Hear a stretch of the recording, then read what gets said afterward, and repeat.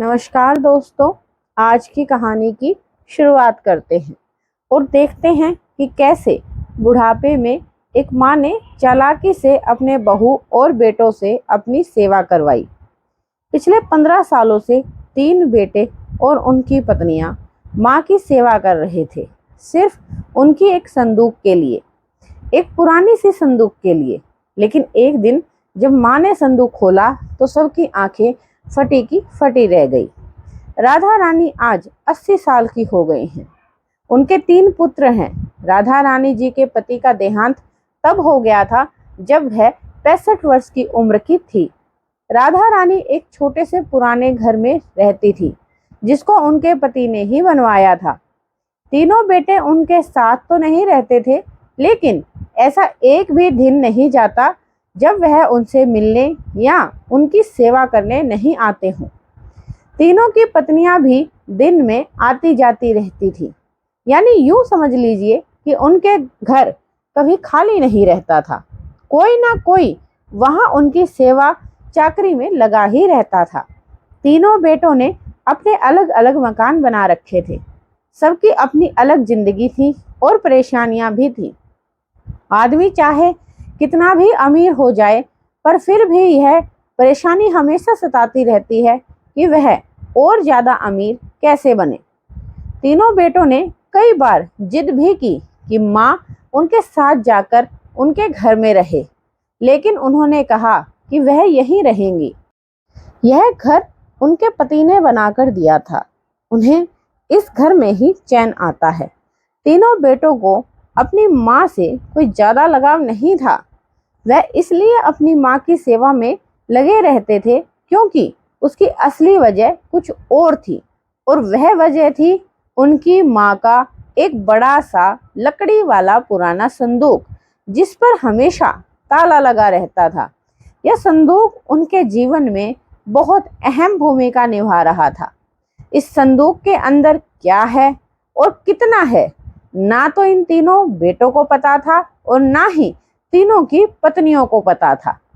सभी ने सिर्फ यह देखा कि जब से उनके पिताजी गए हैं, माँ राधा रानी ने इस संदूक की रक्षा कर रही है। इसलिए इन सभी ने अपने अपने अनुमान लगा रखे थे कि संदूक के अंदर कुछ तो ऐसा खजाना है जो माँ अभी बंटवारा नहीं करना चाहती है।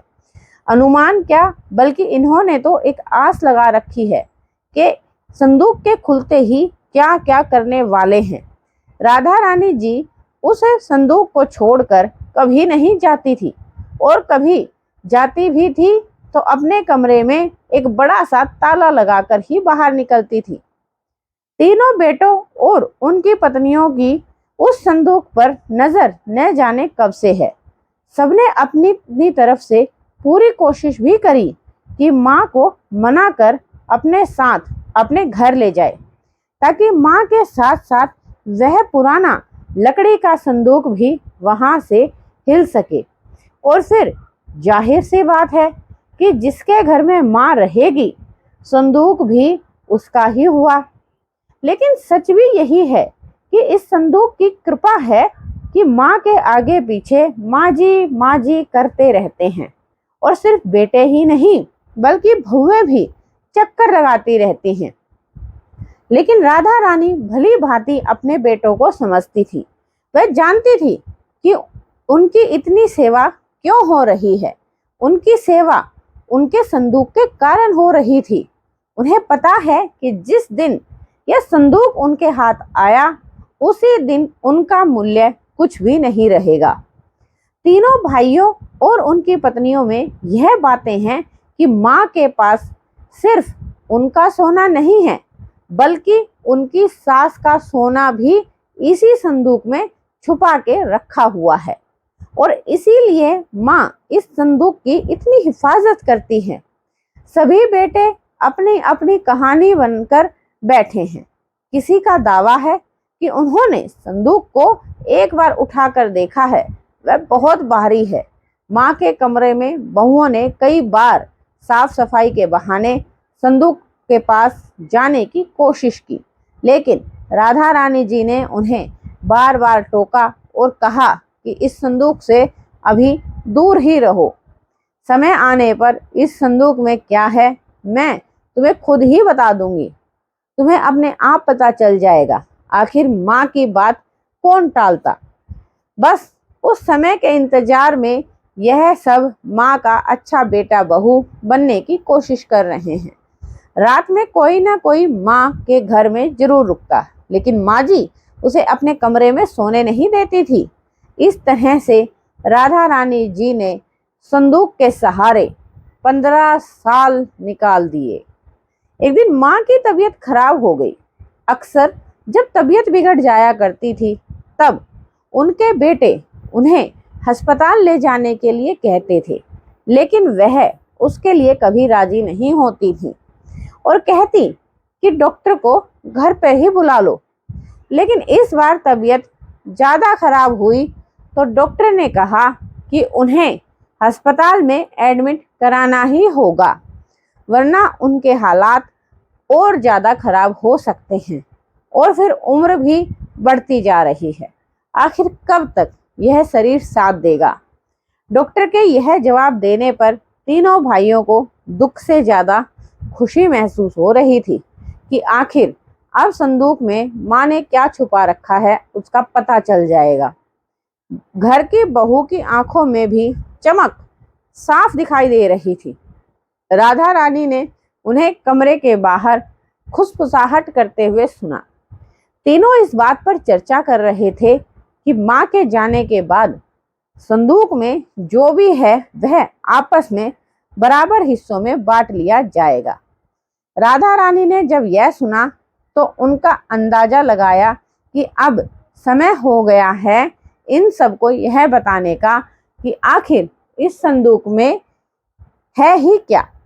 उन्होंने आवाज लगाकर अपने तीनों बेटों और बहुओं को अंदर से बुलाया। आते ही सबने कहा, माँ अब की बार तो हॉस्पिटल आपको जाना ही पड़ेगा, आप वहां जाकर ही ठीक होंगी। माँ ने कहा कि पहले वह जान लो जिसके लिए तुम सब इतने सालों से चक्कर लगा रहे हो, उसके बाद तुम्हारी मर्जी। इस संदूक में तुम तीनों के लिए मेरे पास कुछ है जो मैं तुम्हें आज देना चाहती हूँ। माँ ने अपने तकिए के नीचे से एक चाबी निकाली और धीरे से खड़ी होकर संदूक को खोलने के लिए नीचे झुकी। वहां खड़े सभी बेटे और बहुओं की धड़कनें तेज हो गई। आज उनके बरसों का इंतजार खत्म हो रहा था। माँ ने संदूक खोला। संदूक में 3 अलग अलग कपड़ों में लपेट कर कुछ रखा हुआ था। सबकी आंखें अब सिर्फ संदूक के अंदर ही गड़ी हुई थी। माँ ने कपड़े में लपेटा हुआ सामान लाकर उठाने को कहा तो तीनों बेटों ने एक एक सामान उठा लिया और उसे खोल कर देखा। जैसे ही बेटों ने कपड़ों में से सामान निकाल कर देखा, सबकी आंखें फटी की फटी रह गई और वह एक दूसरे का मुंह ताड़ रहे थे। उन कपड़ों में से निकला एक भारी पत्थर। तीनों के हाथों में था अब एक एक पत्थर। माँ, यह क्या? इतने दिनों से तुम इतने पत्थरों से संभाल कर रखी हुई थी और हमें बेवकूफ बना रही थी। हमने सोचा तुमने गहने सोना चांदी संभाल कर रखे हैं। माँ ने कहा, मैंने तुम्हें कब बेवकूफ बनाया? और गहने तो बहुत थे मेरे पास, लेकिन कब, किसके लिए, कितने बेचे, इसका मैं कभी हिसाब ही नहीं रखा बेटा। जब तुम्हारे पिता आखिरी समय में थे तब हमारे पास कुछ नहीं था।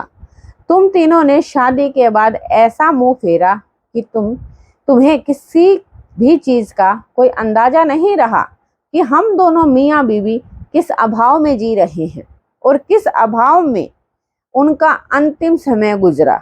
पर उस समय पर भी उन्होंने तुम्हें कुछ नहीं कहा। उन्होंने उस समय पर भी मेरे लिए सोचा, यानी अपनी पत्नी के लिए सोचा। उन्हें पता था कि उनके जाने के बाद उनके बेटे मेरे साथ भी यही करने वाले हैं, इसलिए उन्होंने मेरे लिए एक संदूक का उपाय खोजा। देखो कितना सही उपाय बता दिया था तुम्हारे बापूजी ने। तुम लोगों को बेवकूफ़ बनाना या तुम लोगों से सेवा कराना ना उनका मकसद था और ना वह मेरा। वह तो चाहते थे कि उनके जाने के बाद मैं अकेली ना रहूं, बेटे बहू मेरे साथ ही हों, मेरी आंखों के सामने। बस यही इच्छा थी हमारी। इसलिए अब मैं शायद ज्यादा ना रहूं तो सोचा तुम्हें सच बता दूं। सभी बेटे बहू अब कमरे से बड़बड़ाते हुए गुस्से से बाहर निकले और कमरे के बाहर सब एक दूसरे पर अपना गुस्सा निकाल रहे थे। बहस हो रही थी कि अब माँ को अस्पताल ले जाना है कि नहीं, और ले जाएगा तो खर्चा कौन उठाएगा। माँ की चुपचाप से अपने बिस्तर पर लेटी हुई सब सुन रही थी। जिंदगी के कुछ आखिरी दिन माँ जी ने अपने बेटों और बहुओं की सेवा के बिना ही गुजारे। एक रात राधा जी ने अपने प्राण त्याग दिए। 3 बेटे और बहू होने के बावजूद भी पड़ोसियों ने जाकर बताया कि अब तुम्हारी माँ इस दुनिया में नहीं रही। संदूक का साथ राधा रानी जी के साथ इतना ही था। तो दोस्तों, इस कहानी से भी हमें यह शिक्षा मिलती है कि हमेशा एक दूसरे के बारे में सोचना चाहिए। जिंदगी के आखिरी पड़ाव तक राधा रानी के पति ने उनके लिए सब कुछ सोच कर रखा हुआ था, तभी वह इतने आराम से उनके बिना भी जिंदगी का सफर तय कर गई। तो दोस्तों, यह थी आज की कहानी। कैसी लगी आपको यह कहानी? अच्छी लगे तो प्लीज चैनल को सब्सक्राइब जरूर करें। फिर मिलूंगी आपसे ऐसे ही पारिवारिक कहानियों के साथ। तब तक के लिए यही मनोकामना करती हूँ कि हम सब सदा खुश रहें। धन्यवाद।